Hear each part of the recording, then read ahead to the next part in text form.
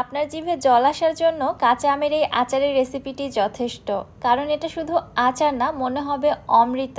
একদিন খেলে সারা জীবনেও এর স্বাদ ভুলতে পারবেন না।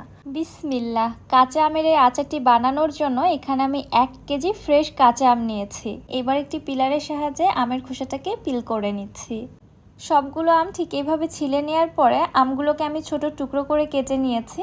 এবারে এই আমের টুকরোগুলোকে আমি সরাসরি একটি ব্লেন্ডার জারে নিয়ে নিচ্ছি। ব্লেন্ড করার জন্য এখানে কোনো পানি ব্যবহার করার প্রয়োজন নেই। জাস্ট আমের টুকরোগুলোকে খুব ভালোভাবে ব্লেন্ড করে নিলে এরকম স্মুথ এবং নরম একটা পিউরি পাওয়া যাবে। বাই দ্য ওয়ে, আমের এই পিউরিটাকে আমি সরাসরি চুলায় নিয়ে যাচ্ছি জাল করার জন্য। চুলায় একটি প্যানের মধ্যে সম্পূর্ণ আমের পিউরিটা ঢেলে নিলাম।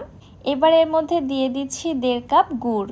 গুড়টা দেওয়ার পর ভালোভাবে নেড়ে চেড়ে জাল করে নিচ্ছি। অলরেডি দেখতে পাচ্ছেন আচারের মধ্যে কিন্তু খুবই সুন্দর একটা কালার চলে এসেছে। এবার এর মধ্যে দিয়ে দিচ্ছি 1 চামচ মরিচের গুঁড়া, 1/2 চামচ হলুদ গুঁড়া, 1/2 চামচ বিট লবণ, 1/2 চামচ ভাজা জিরার গুঁড়া, 1/2 চামচ দিচ্ছি রেগুলার লবণ, 1 চামচ দিচ্ছি আমচুর পাউডার, আরও দিয়ে দিচ্ছি 1 চামচ পাঁচফোড়নের গুঁড়া এবং সবশেষে দিয়ে দিচ্ছি 1 চামচ চিলি ফ্লেক্স। এবারে সব কিছু নেড়েচেড়ে মিশিয়ে নিয়ে জাল করতে থাকবো।